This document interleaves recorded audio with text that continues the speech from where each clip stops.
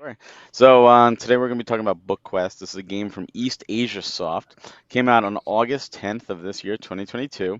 It is a single-player Zelda-like top-down role-playing adventure game, and it has like a mix of like NES to a bit of Super Nintendo graphics, uh, where you play this role of this young boy who kind of wakes up that like a link to the past, like all these games, and he sees the spirit of like his dead grandfather. Is like, oh, you got to, you know, recover this book.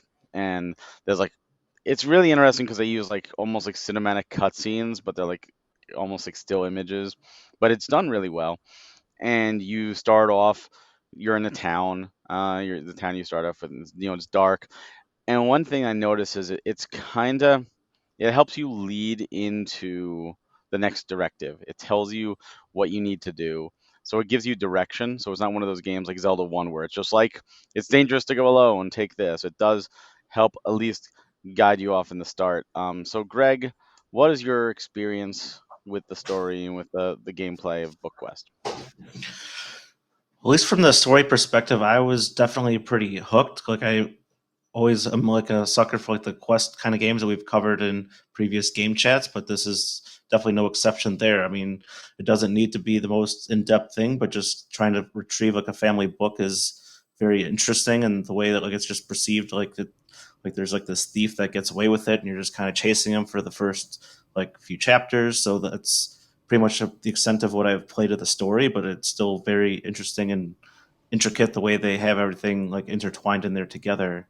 Um, a few of the things that I've noticed that are probably not at least the greatest in my eyes is like when I was doing the first boss battle, you saw against that dragon that was in the trailer that's been playing. Um, the music just kind of dies in the middle of the fight, so I was kind of surprised that it doesn't like just continuously loop at least that easily. I mean, I think it starts back up eventually, but there's like definitely like 10-30 seconds of like silence, and it's just you just hear the dragon's fire going through there. In addition, I thought that the boss fight was very much like a hardcore compared to all the previous tasks you had done as well. Like the difficulty spike on that boss was definitely very much present there, and I spent at least a good like 20 minutes or more trying to take it down before I eventually was able to successfully take it down. So like I did see that there was like a noticeable spike there, and then it pretty much just went right back to like how the beginning was like after he beat the boss, which is I guess kind of like more expected to kind of like cool things down a little bit, but um, it was definitely very shocking to see that so early on in the game, considering like you don't really fight that many difficult enemies and have difficult like it's a lot of waiting at least for the first boss. Anyways, it's like you're waiting for the your chance to strike, and you only get like a 2 or 3 seconds at a time to hit him. But did you see any of those? Did you experience what I had, Yep. was just talking about? Yeah. So the music thing definitely. It seems like each track is only so long, and there's not like a good looping system in place, and it feels like the developer expected you to not be there that long, but then they put the boss, the dragon boss, which is like the ultimate bullet sponge, as they say.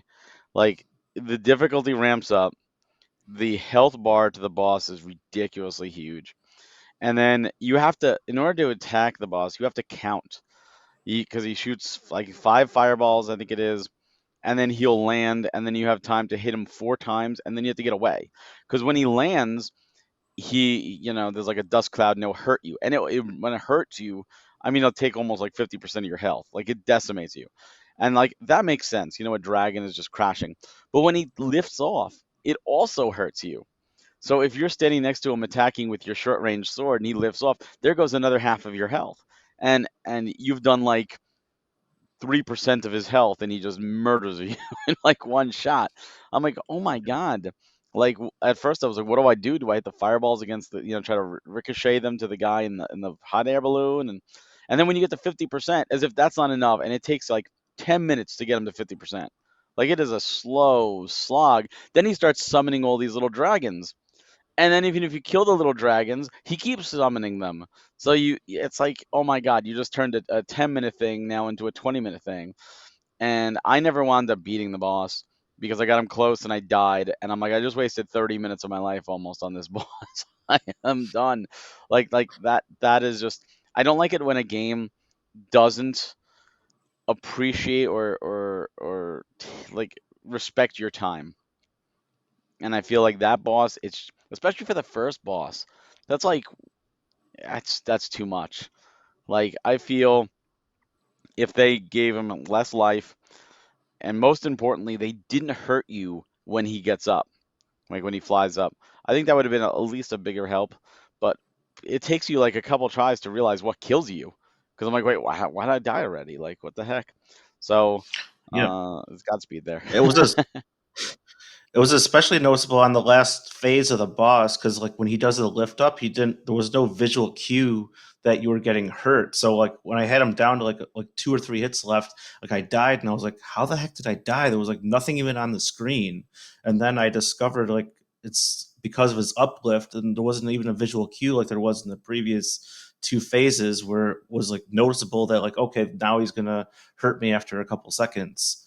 So, like, all of that is like really adjusted, and that was made it even more frustrating to have like almost taken down the boss and then like all right, Mm. now I gotta start the entire thing over again because this thing does like 50%, knocks off half your health just for trying to deal with like the updraft and the downdraft kind of thing.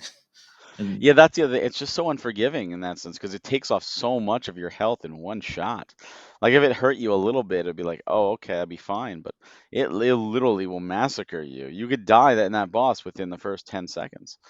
It's just you know, it's insane. What did you think of getting up to the boss? I don't know anything after it, so you could talk about that too. But like there were some puzzles and some objectives to get to that. Did you find those to be tedious? Did you find them to be just right? Did you find them to be fun?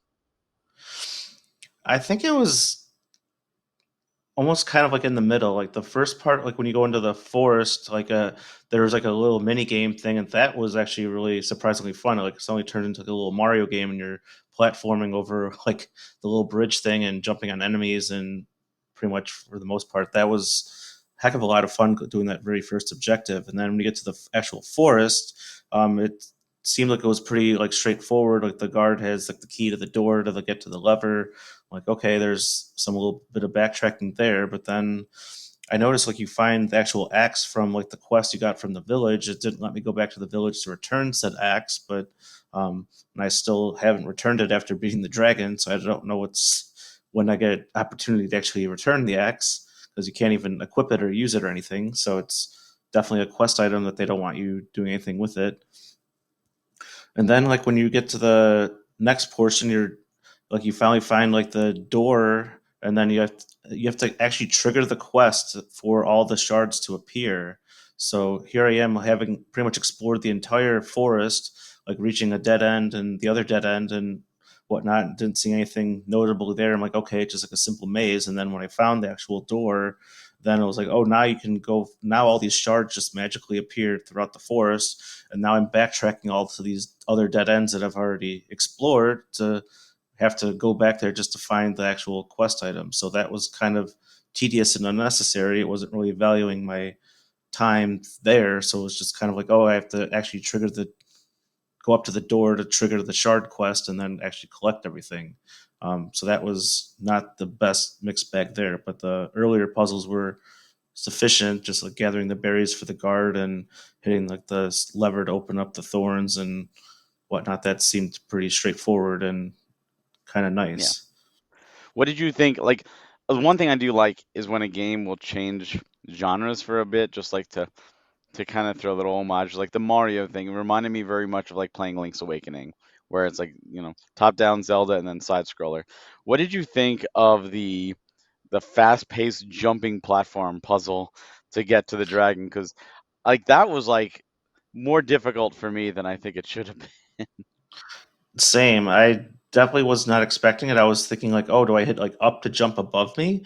And then like it was you actually it's just only left and right, and then it's soon as you figure that out, then like even then, like you still have to have pretty darn good timing because like that screen scroll goes very quickly, and it very did quickly. take me a few tries to get that down. Be like, okay, now it's like boom, left, left, left, left, right, right, right, like just left, right, like, and it's kind of hard to catch up if you like are delay for even just like 2 seconds.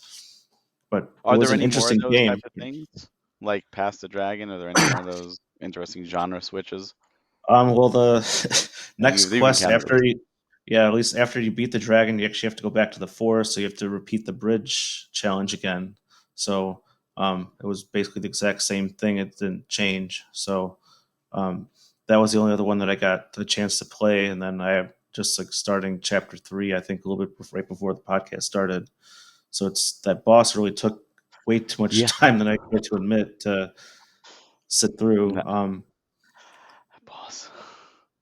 I mean, That there boss is was a like a set killer. of Yeah, there was like a rock or whatever at the bottom that you could just let all the fireballs like bounce into, and then it even kind of glitched like the little mini dragons for that phase where they get kind of stuck on the rock, and then you're able to like just swipe them because they're not like moving towards you. But Oh man, I that wish I knew obviously that. it, it took a little bit to at least get that figured out. But even then, like you were saying, like the time respecting is not very good because then it's like okay, count 5 fireballs and I get to stab him like 5 times if I time it right after like the flare ends, and and then just rinse and repeat until it's he's finally down.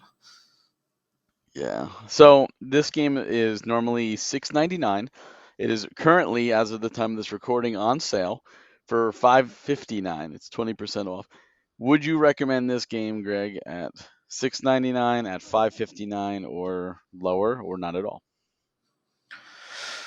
See, it's kind of like a mixed bag. I understand there's people that do like challenges and really appreciate like this retro style, like Zelda style thing, and to them, I would more be willing to recommend it in that regard.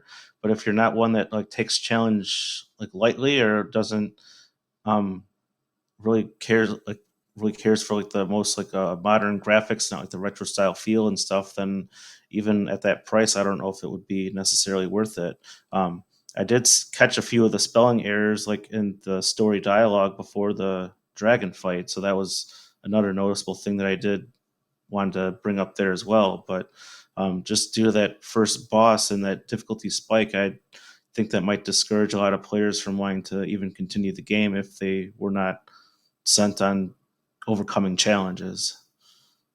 I think I'm going to agree with you. If you really enjoy Zelda games or Zelda style adventures and you enjoy challenge and long grindy bosses, then I do highly recommend this game for a try, especially while it's on sale. Or you could wait for it to be cheaper. If listening to the description sounds like, oh, I want to get to that dragon boss and I'm going to die at like 3% and get pissed off and not want to continue, then I would say pass to avoid. And full disclaimer, we did both get codes from East Asia Soft, so thank you again for those codes. And that's pretty much Book Quest. So if that sounds up your alley, then good luck.